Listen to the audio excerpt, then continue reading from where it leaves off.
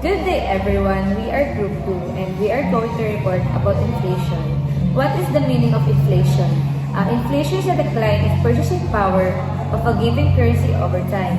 It also a quantitative estimate of the rate at which a decline in purchasing power occurs can be reflected in the increase of an average price level of a basket of selected goods and services in an economy over some period of time. It also the rise in the general level of prices, often expressed as a percentage, means that a unit of currency effectively buys less than it did in the prior periods. It also inflation can be constructed with deflation, which occurs when the purchasing power of money increases and prices decline. Inflation ay maaaring ihambing sa deflation na nangyayari kapag tumataas ang kapangyarihang bumili ng pera at bumaba ang presyo.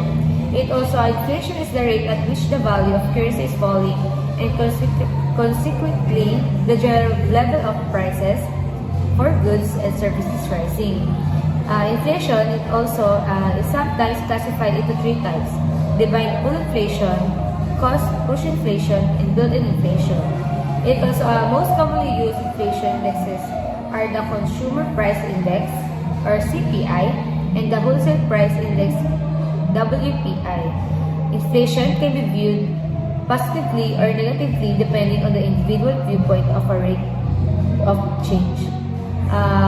Inflation also it is on the tangible assets like property or stock commodities. We like to see some inflation as that raises the value of their assets. What is the measure of inflation? Measure of inflation it is an increase in the supply of money is the root of inflation, though this can play out through different mechanisms in the economy. Money supply can be increased by monetary authorities either by printing and giving away more money to the individuals, by legally devaluing or reducing the value of the legal tender currency more or most commonly by loaning new money into existence as reserve account credits through the banking system by purchasing government bonds from the bank on the secondary market. In all such cases of money supply increase, the money loses its purchasing power. The mechanism of how this drives inflation can be classified into three types. One is demandful inflation, two is cost-push inflation, and the third is built-in inflation. Three measures of inflation. The first one is the demandful effect. Demandful inflation occurs when an increase in the supply of money and credit stimulates overall demand for goods and services in an economy to increase more rapidly than the economy's production capacity. This increased demand and leads to the price rises. With more money available to individuals, positive consumer sentiment leads to higher spending. And this increased demand pulls higher and it creates a demand-supply gap with higher demand and less flexible supply, which results in higher prices. The second one is the cost-push effect. Cost-push inflation is a result of the prices working through the production process inputs when additions to the supply of money and credits are channeled into a commodity or other assets markets, and especially when this is a negative economic shock to the supply of key commodities, cost of all kinds intermediate goods rises. These developments lead to higher costs for the finished product or service and work their way into rising consumer prices. For instance, when the expansion of the money supply creates a speculative boom in oil prices, the cost of energy of all sorts of uses and rises and contribute to rising consumer prices, which is reflected in various measurements of inflation. The third one is the built-in inflation. Built-in inflation is related to adapting expectation, the idea that people expect current inflation rates to continue in the future. As the prices of goods and service rises, workers and others come to expect that they will be continue to rise in the future at a similar rate and demand more costs or wages to maintain their standard of living. Their increased wages results in a higher cost of services and wage price spiral continues as one factor inducts the other and vice versa. So the effects of inflation. Inflation can affect the economy in several ways. For example, if inflation causes a nation's currency to decline, this can benefit exports by making their goods more affordable when priced in the currency of foreign nations. On the other hand, this could harm importance by making foreign-made goods more expensive. Higher inflation can also encourage spending as consumers will aim to purchase goods quickly before their prices rise further. Savers, on the other hand, could see the real value of saving erode, limiting their ability to spend or invest in the future. Hello guys, good afternoon. This is Melody.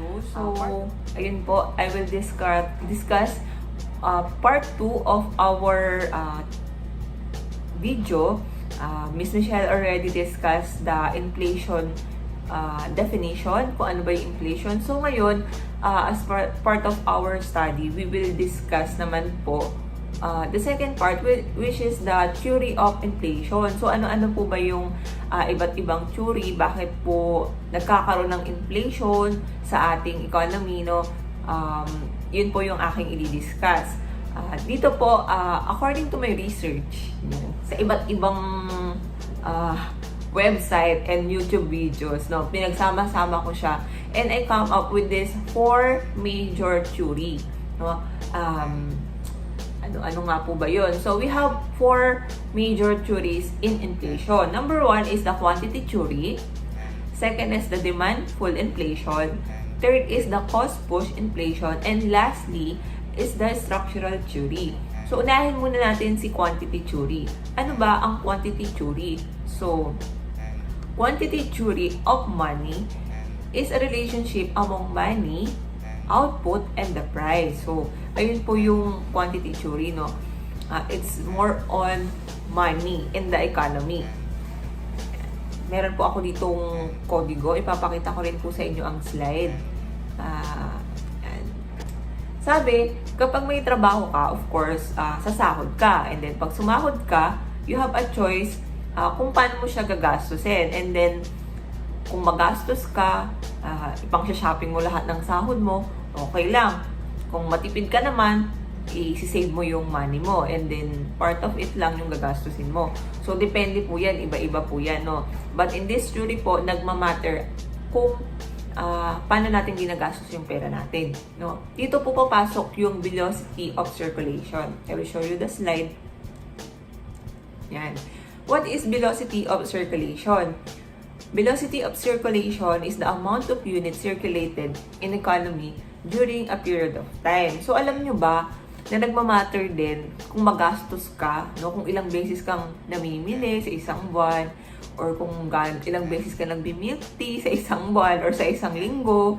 Yan, kung gaano kadalas mag-Starbucks, no? Nagmamatter din pala yun. Kasi, papasok din siya sa tinatawag nating circulation, velocity of circulation of money in the economy, no? Meron din naman tinatawag na inversely proportional to the velocity of circulation. So, what is inversely proportional to the velocity of circulation? It is the ratio of the stock of money that people wants to hold to the value of the transaction they perform each year. Yan. So, the more na magastos ka, dumadami yung pera sa economy natin, no? Kasi merong yung iba sinesave lang, pero ikaw, lalo ngayon, Christmas season, no, mas gusto mo yung bumibili ka ng pang-gift, bumibili ka ng kung ano-ano, kasi marami kang pagbili, di ba? The more naman na iniipit mo yung pera mo, nagkakaroon din yun ng impact, no? Kasi meron tayong tinatawag na nagsisave ka lang sa bangko, okay lang yun. Kasi si bank, pinapasok din naman yun sa tinatawag na investment. Ini-invest din nila yun. Pero meron naman klase ng tao na nag-iipon lang. Pero iniipon lang talaga nila. As ginuhulog nila sa alkansya. No, ang nangyayari no, nababawasan yung pera na umiikot, no, sa economy natin. Yan. So, in quantity theory po, we have factor to consider, no? Yan. Number 1 is the frequency of wage payment, the structure of economy, and the shopping habits and savings. Yun po yung dinidiscuss ko kanina. Kung gaano ka kadalas mag-shopping, nakaka-apekto rin yun. No? Kunyari, tao ka, sumasahod ka ng 50K, congratulations. No? Pero kung alipin ka naman, gumagastos ka lang ng, sumasahod ka ng 15K, nagmamatter din siya. Siyempre, pag 50,000 ang sinasahod mo, ang cost of living mo mataas din. Mataas din yung spending habit mo, and then kung paano ka mamili, kung saan ka namimili, yung mga branded clothes, yan, nakaka-affect din siya. No? Pero kung 15K ka naman, 15K, so of course, very tight yung budget mo. Maghahanap ka naman ng ibang bibilihan na mas mababa or na mas mura, no? Kasi nga, yung wages and then savings and the shopping habits ng tao, it can affect sa money din ng ating ekonomiya, no? Yan. I will show you the next slide naman po, how we can compute the nominal GDP. So, meron tayong tinatawag na nominal spending. Nominal spending is equals to nominal gross domestic product or GDP. Yan. Pag sinabi pong nominal, ito po yung ideal, no? Ideal siya, pero hindi siya real GDP. No? Usually, kumbaga, pag sinabi kasing nominal, ayan, in economy, nominal value is measured in terms of money, where real value is measured against goods or services. Ayan. Yung real value po is which has been adjusted for inflation. So, yun po yung sinasabi ko kanina. Pag sinabing nominal, ideal, pero pag sinabing real, yun po yung actual. No? Actual na po siya na nangyayari. No? Ang nominal GDP po, we have formula, no? Yan. Pero wag kang yung mag-alala, hindi naman tayo magko-compute ng mahabang-mahaba. No, pag sinabi pong nominal GDP, ganito daw po siya kino-compute. Ito po. Yan. M times V is equals P times Y. So, M is stand for money supply, V is for the velocity, and P is for the price level. And Y naman po is stand for real GDP. So, ito po. Example po, 2,000 pesos. Diba? 2,000 pesos. Ayan. Bumili tayo ng rice or ng bigas using 2,000 pesos kay Aling Marites. No? Then, si Aling Marites, yung 2,000 na pinambili natin ng bigas, pinambili niya naman ng laruan para sa kanyang anak, to Miss Maricon, di ba? Si Miss Maricon naman, ginamit yung pera na 2,000 para magpasalon, yan, para magpasalon, pa-beauty. And then, si Melanie, na may-ari ng salon, ginamit yung 2,000 para pagbili ng kape, di ba? Nag-Starbucks siya, di ba? Sinama niya kanyang mga friends. So, yun po, no? Nakita niyo po yung flow ng 2,000 sa iba't ibang tao. Yan. Ito po. M is money is stand for 2,000 peso bill. Whereas V, velocity, is stand for the how many times money spent. So, dun po sa example natin kanina, we spend the money 4 times. Diba? Bumili tayo ng bigas, bumili ng laruan, si Maricon, and then si Maricon nagpasalon, and then si Melanie na may-ari ng salon ay bumili ng kape. Diba? So, that's the velocity. We spend it 4 times. Diba? And then, Y po, stand for the rice, toy, salon, and coffee. Yun po yung mga goods and services offered in the economy. Where P is the price of service, which is yung 2,000 po. No? That's why, dun po, makikita natin, M times B is equals P times Y.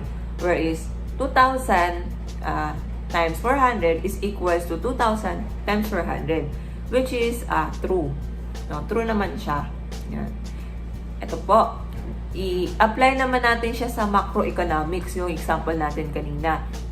Money is M is total money in the economy, where V is total spending behavior of the buyers. No, in economy na to ha, pangkalahatan.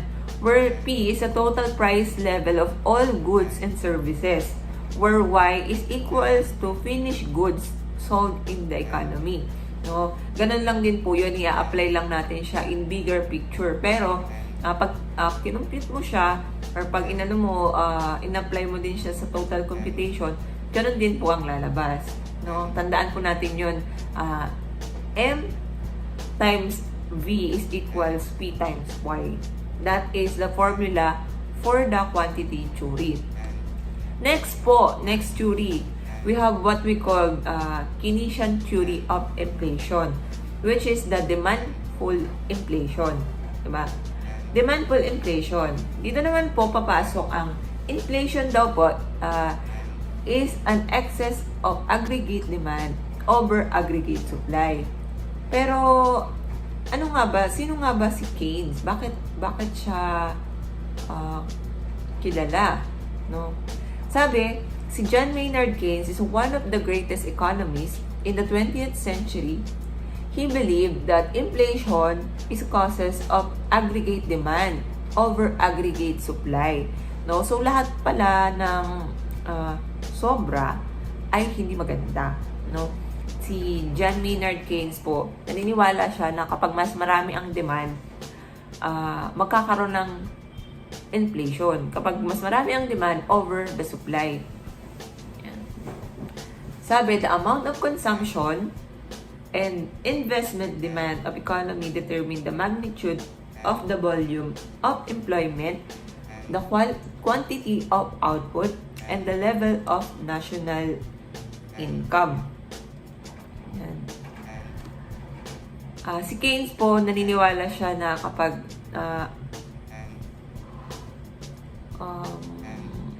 wait lang po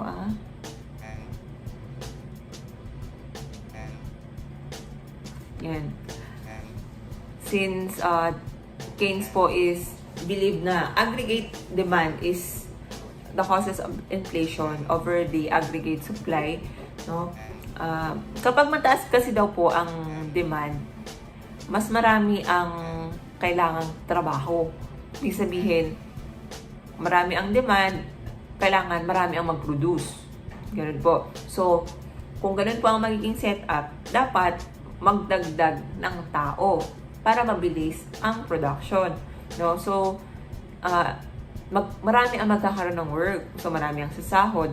No? It can also increase the quantity of output. Since marami na nga po yung nag-work, madadagdagan na yung quantity ng ating output. And then, at the end result, as a whole, in macroeconomics, diba, lalaki po ang ating national income and it can help to our economy. No? But, in demandful inflation, meron din pong isang aggregate supply na dinidiscuss si John Maynard Keynes, no? Sabi niya naman dito, inflation is an excess of money supply over the aggregate demand.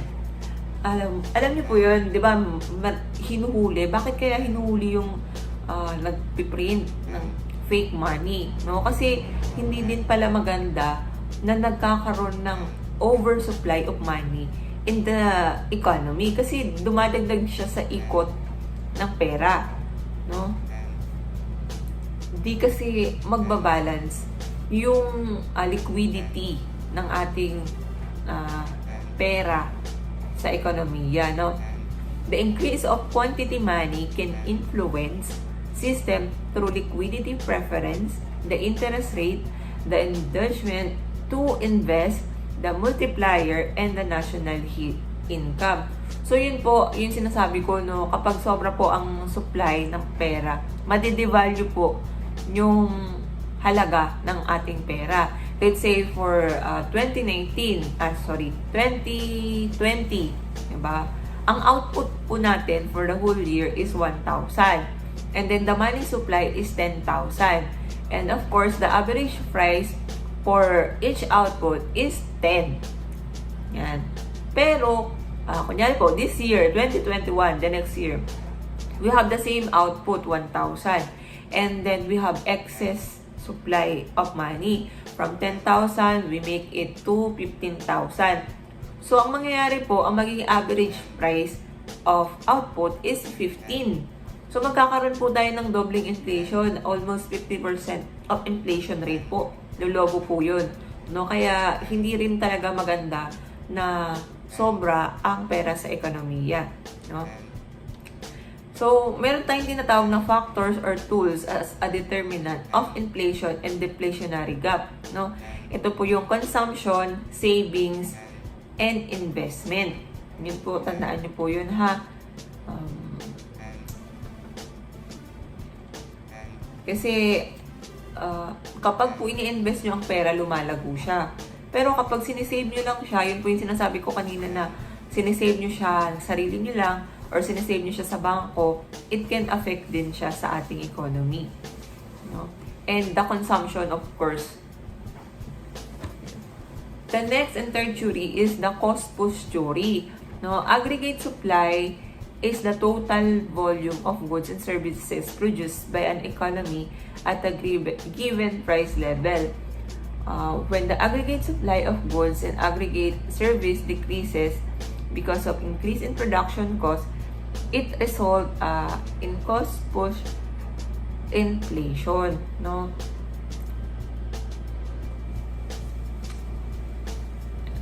Ito po, sa cost push naman, ang focus naman po nito is yung halaga ng goods and services na binibili natin.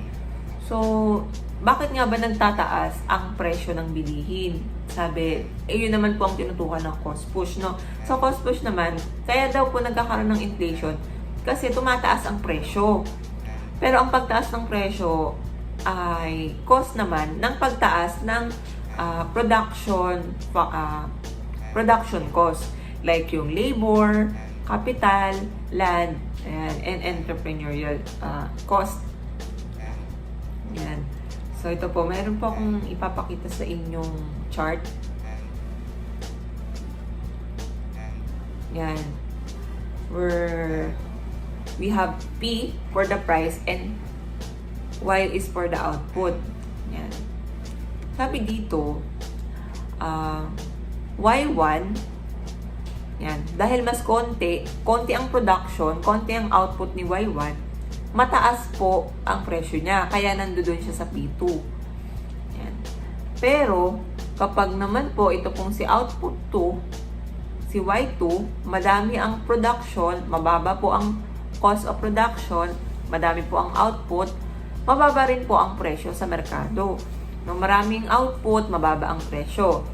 Konti ang output, mataas ang presyo. Ganun po siya. Ito po ang principle of cost push theory of inflation. Yan. So, yan.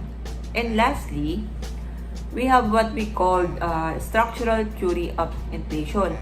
Yan. Bakit kaya ito ang last? Bakit siya structural? Dito po, didiscuss natin siya. According to structural theory of inflation, market power is one of the factors that causes inflation. But it is not only the factor.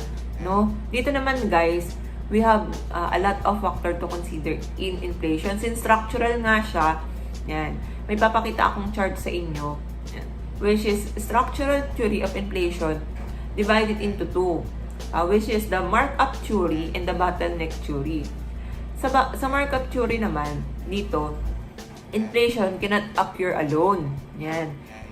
By the demand and cost of production. But it is a cumulative effect of demand pull and cost push activities. So, yun po. Kaya siya structural kasi pinagsama siya. No? Hindi lang siya dahil sa demand theory or sa cost push, pinaghalo po ito, no? Yun po yung doon po siya papasok sa markup theory, no?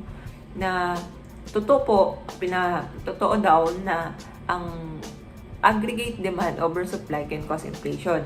And totoo din po na kapag po mataas ang presyo at mababa ang production, meron din pong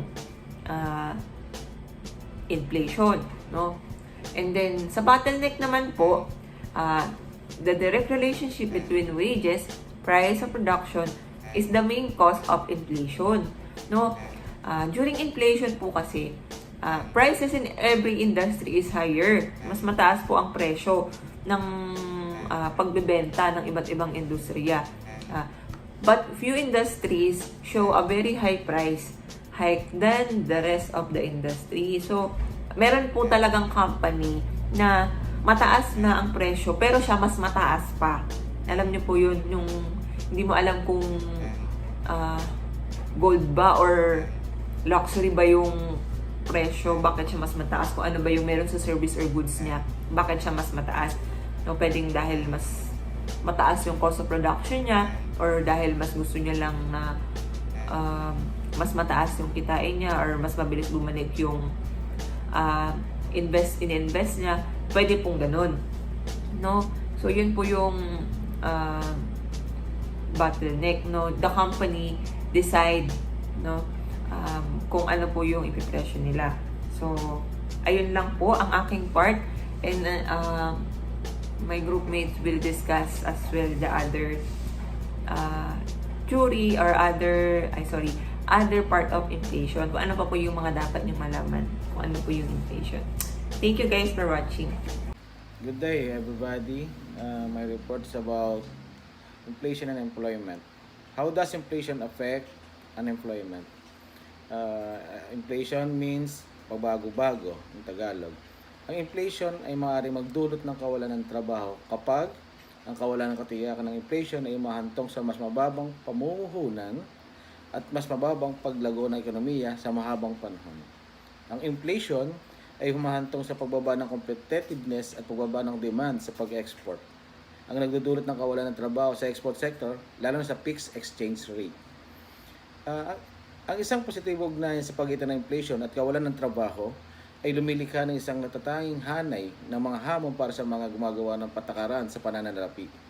Ang mga patakarang epektibo sa pagpapalakas ng output ng ekonomiya at pagpapababa ng kawalan ng trabaho ay may posibilidad na palala ng inflation.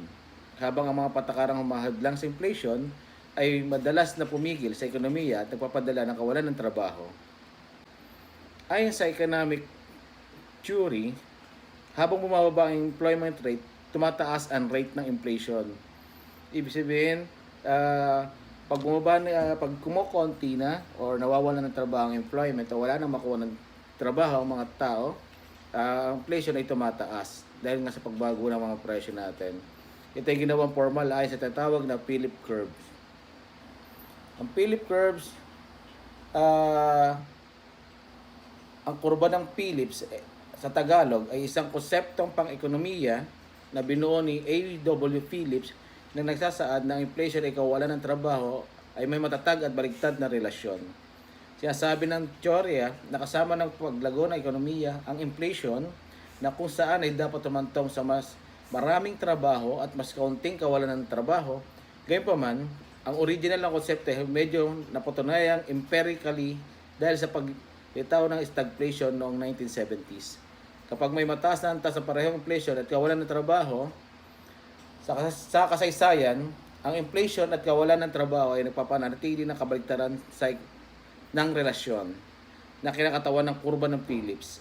Ang mababang antas ng kawalan ng trabaho ay tumutugma sa mas mababang inflation, habang ang mataas na kawalan ng trabaho ay tumutugma sa mas mababang inflation at kahit na deflation. Mula sa isang lohikal na pananaw, ang relasyon na ito ay may katuturan. Kapag mababa ang kawalan ng trabaho, mas maraming consumer ang may discretionary income para makabili ng mga produkto. Tumataas ang demand para sa mga kalakal at kapag tumaas ang demand, susunod ang mga presyo. Sa panahon ng mataas na kawalan ng trabaho, ang mga customer ay bumibili ng mas kaunting mga produkto na naglalagay sa pababang presyon ng mga presyo at pagpapababa ng inflation. Sa Estados Unidos, ang pinakatanyag na panahon kung saan ang inflation ay kawalan ng trabaho ay positibong nahugnay ay ang 1970s. Ay yung year nung lalong tumababa ang trabaho sa US. Tinaguri ang stagflation. Ang kombinasyon na pataas na inflation Mataas na kawalan ng trabaho at matamlay na paglago ng ekonomiya na sinasalanta nitong dekada ay nangyari sa ilang kadahilanan. Inalis ni Pangulong Richard Nixon ang dolyar ng US mula sa pamantayan ng ginto. Sa halip na itali sa isang kalakal na may intrinsic na halaga, ang pera ay pinabayaang lumutang. Ang halaga nito ay napapailalim sa mga kapritsyo sa merkado. Uno, pinatupad ni Presidente Nixon ang mga kontrol sa sahod at presyo na nag-utos sa mga presyo na maaaring kingilin ng mga negosyo sa mga customer one. Kahit na tumaas ang mga gastos na produksyon sa ilalim ng lumiliit na dolyar, hindi maaaring itaas ng mga negosyo ang mga presyo upang magdala ng makita na ayon sa mga gastos. Sa halip, napilitan silang bawasan ang mga gastos sa pamamagitan ng pagbabawas ng mga payroll upang panatiling kumita. Ang halaga ng dolyar ay lumiliit habang ang trabaho ay nawawala, na nagre-resulta sa positibong ugnayan sa pagitan ng inflation at kawalan ng trabaho. Ayun lang po ang aking masasabi sa how does inflation affect unemployment. Maraming salamat po.